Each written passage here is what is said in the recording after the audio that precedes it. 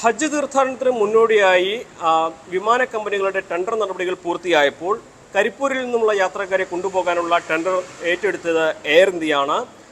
Air India പക്ഷേ Saudi എയർലൈൻസുമായി, കൊച്ചിയും കണ്ണൂരും tender വിളിച്ചെടുത്ത Saudi എയർലൈൻസുമായി ഏകദേശം 1 ലക്ഷത്തിലധികം രൂപയുടെ വർധനവാണ് കരിപ്പൂരിൽ നിന്നും യാത്ര ചെയ്യുന്ന യാത്രക്കാരിൽ നിന്നും ഈടാക്കുക. മറ്റിടങ്ങളിൽ 75,000-നും 80,000-നും ഇടയിലാണെങ്കിൽ കരിപ്പൂരിൽ അത് 1,75,000 രൂപ വരുമെന്നാണ് നിലവിൽ പുറത്തുവരുന്ന കണക്കുകൾ. ഏറ്റവും അധികം തീർത്ഥാടകർ കേരളത്തിൽ നിന്നും ഹജ്ജിന് പോകുമ്പോൾ ആശ്രയിക്കുന്ന ഇടവും കരിപ്പൂരാണ്. കാരണം ഹജ്ജ് ഹൗസ് അടക്കമുള്ള സൗകര്യങ്ങൾ ഇവിടെയാണുള്ളത്. 10,000-ത്തിലധികം തീർത്ഥാടകരാണ് ഇത്തവണ ഹജ്ജിന് കേരളത്തിൽ നിന്ന് പോവുക എന്നാണ് ഏറ്റവും ഒടുവിലായി വന്നിരിക്കുന്ന കണക്ക്. ഇതിൽ 14,000-ത്തിലധികം പേരും കരിപ്പൂരാണ് ബുക്ക് ചെയ്തിരിക്കുന്നത്, അവരുടെ ഫസ്റ്റ് ഓപ്ഷനായി നൽകിയിരിക്കുന്നത്. ആ ഒരു സാഹചര്യത്തിലാണ് എയർ ഇന്ത്യയുടെ ഈ ഒരു വർധനവ്, ഈ ടെൻഡർ വിളിച്ച് ഇത്രയും അധികം തുകയ്ക്ക് യാത്രക്കാരെ കൊണ്ടുപോകുമെന്നുള്ള തീരുമാനം വലിയ പ്രതിസന്ധി ഉണ്ടാക്കിയിരിക്കുന്നത്. ഇതിനെതിരെ വലിയ പ്രതിഷേധമാണ് ഉയരുന്നത്. മുസ്ലിം ലീഗ് ഇതിനോടകം പ്രക്ഷോഭം പ്രഖ്യാപിച്ചു കഴിഞ്ഞു. കരിപ്പൂരിൽ നിന്നും ഈ കൂടിയ തുകയ്ക്ക് കൊണ്ടുപോകാനുള്ള തീരുമാനം തിരുത്തണമെന്ന് മുസ്ലിം ലീഗ് സംസ്ഥാന ജനറൽ സെക്രട്ടറി PM A സലാം ആവശ്യപ്പെട്ടിട്ടുണ്ട്. ഈ കരിപ്പൂരിൽ നിരക്ക് കൂടിയതിൽ കേന്ദ്ര സംസ്ഥാന സർക്കാരുകൾക്ക് ഒരുപോലെ ഉത്തരവാദിത്വമുണ്ട്. അവർ ഇതിന് ഉത്തരം പറയേണ്ടതുണ്ട്. എന്തുകൊണ്ടാണ് എയർ ഇന്ത്യയുടെ ഉയർന്ന ടെൻഡർ അംഗീകരിച്ചതെന്ന് അദ്ദേഹം ചോദിക്കുന്നു. ഇത് റീടെൻഡർ നടത്തേണ്ടതുണ്ട്. തീരുമാനം മാറ്റിയില്ലെങ്കിൽ വലിയ പ്രക്ഷോഭം നടത്തുമെന്നാണ് PM A സലാം പറഞ്ഞിരിക്കുന്നത്. നമുക്കറിയാം, ഉംറയ്ക്ക് ധാരാളം ആളുകൾ ഇവിടെ പോകുന്നുണ്ട്. ഉംറ യാത്രക്കാരുടെ ടിക്കറ്റ് ചാർജ് 38,000 രൂപയാണ്. പക്ഷെ ഈ തവണ ഹജ്ജിന് പോകുന്ന ആളുകളുടെ ടിക്കറ്റ് ചാർജ് കരിപ്പൂർ ഒഴികെയുള്ള മറ്റ് എയർപോർട്ടുകളിൽ നിന്ന്, കേരളത്തിലെ എയർപോർട്ടുകളിൽ നിന്ന് 80,000 രൂപയാണ്. പക്ഷെ കരിപ്പൂരിലെ ടിക്കറ്റ് ചാർജ് 1,60,65,000 രൂപയാണ്. വെറും 85,000 രൂപയുടെ വർധനമാണുള്ളത്. എന്തുകൊണ്ട് കണ്ണൂരിലും കൊച്ചിയിലും തിരുവനന്തപുരത്തും ഇല്ലാത്ത 80,000 രൂപയുടെ വർധനവ് കരിപ്പൂർ എയർപോർട്ടിൽ ഉണ്ടായി എന്ന് പറയേണ്ടത് ഉത്തരവാദിത്തപ്പെട്ട ആളുകളാണ്. കേന്ദ്ര ഹജ്ജ് വകുപ്പ് മന്ത്രി, കേന്ദ്ര വ്യോമയാന വകുപ്പ് മന്ത്രി, ഈ കേന്ദ്ര ഹജ്ജ് കമ്മിറ്റിയുടെയും വ്യോമയാന വകുപ്പിന്റെയും ഇത്തരം കാര്യങ്ങൾക്കൊക്കെ കൂടെ ഉണ്ടായിരുന്ന കേരളത്തിലെ ഹജ്ജ് വകുപ്പ് മന്ത്രിയും ഹജ്ജ് കമ്മിറ്റിയും. ഇതിന്റെ ടെൻഡറുകൾ തീരുമാനിച്ച് ഇവർ ഒരുമിച്ചാണ്. എന്തുകൊണ്ട് ഇരട്ടി കരിപ്പൂരിൽ ചുമത്തി എന്നതിന് മറുപടി പറയേണ്ടതല്ലേ? മറ്റ് എയർപോർട്ടുകളിലൊക്കെ സൗദി എയർലൈൻസ് ഏറ്റെടുത്തു. അവര് പരമാവധി കുറഞ്ഞ നിരക്കിൽ യാത്ര ഏർപ്പെടുത്തി. കരിപ്പൂരിൽ എയർ ഇന്ത്യക്കാണ് ഈ കൊട്ടേഷൻ കിട്ടിയത്. അവർ മാത്രമേ ഉണ്ടായിരുന്നു. അവർ മാത്രമായതുകൊണ്ട് ഇഷ്ടമുള്ള കൊട്ടേഷൻ അവർ കോട്ട് ചെയ്തു. യാതൊരു മടിയും കൂടാതെ ഉത്തരവാദിത്തപ്പെട്ട ആളുകൾ അംഗീകരിച്ചു. ഈ ടെൻഡർ അംഗീകരിച്ച യോഗത്തിൽ ബഹുമാനപ്പെട്ട കേരളത്തിലെ ഹജ്ജ് വകുപ്പ് മന്ത്രി ഉണ്ടായിരുന്നു. കേരളത്തിലെ ഹജ്ജ് കമ്മിറ്റിയുടെ ഉത്തരവാദിത്തപ്പെട്ട ആളുകളുണ്ടായിരുന്നു.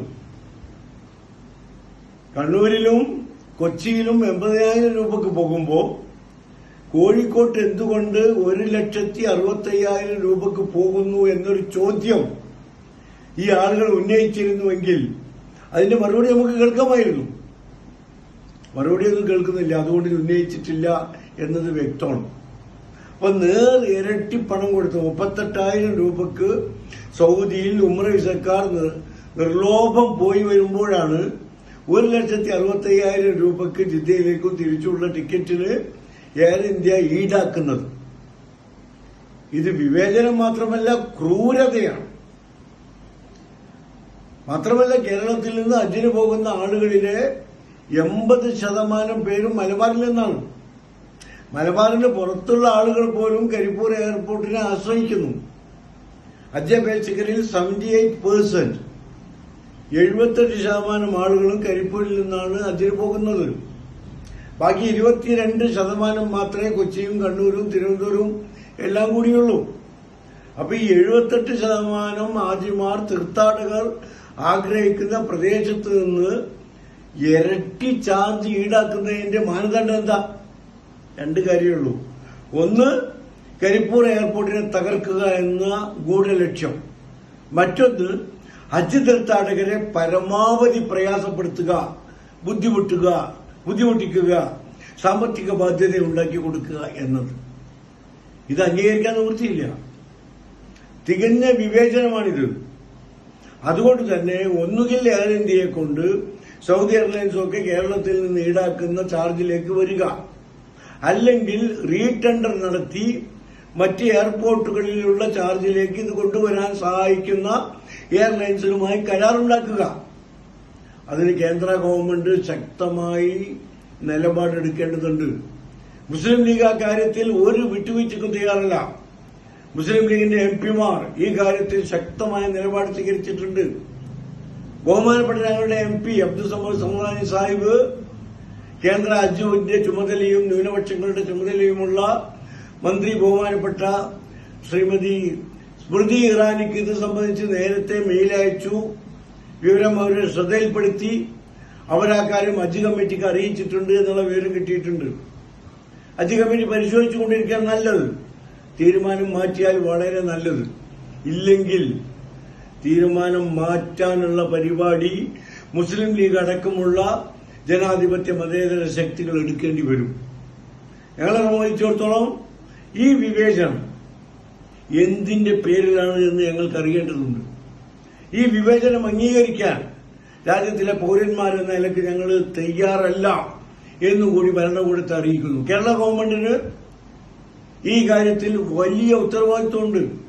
മിണ്ടാതിരുന്നിട്ട് കാര്യമില്ല. കേരള മുഖ്യമന്ത്രിയും ബഹുമാനപ്പെട്ട ഹജ്ജിന്റെ ചുമതല വഹിക്കുന്ന മന്ത്രിയും ഈ കാര്യത്തിൽ ഇടപെടണം. കേന്ദ്രത്തിൽ ഇടപെട്ടിട്ട് കേരളത്തിന്റെ കാര്യം അവരെ ശ്രദ്ധയിൽപ്പെടുത്തി കേരളത്തിന് നീതി കിട്ടണം. ആ നീതിക്ക് വേണ്ടി പോരാടാൻ ശ്രമിക്കണം എന്ന് ഞങ്ങൾക്ക് പറയാനുള്ളൂ. ഞങ്ങൾ കാത്തുനിൽക്കും. ഞങ്ങളുടെ പരാതികൾ, ഞങ്ങളുടെ നിവേദനങ്ങൾ, ഞങ്ങളുടെ അഭ്യർത്ഥനകൾ കേന്ദ്രവും കേരളവും എങ്ങനെ നോക്കിക്കാണുന്നത് ഞങ്ങൾ പരിശോധിക്കും. ഇല്ലെങ്കിൽ ശക്തമായ പ്രക്ഷോഭത്തിന് മുസ്ലിം ലീഗ് നേതൃത്വം നൽകേണ്ടി വരും എന്നുകൂടി ഓർമ്മപ്പെടുത്തുന്നു.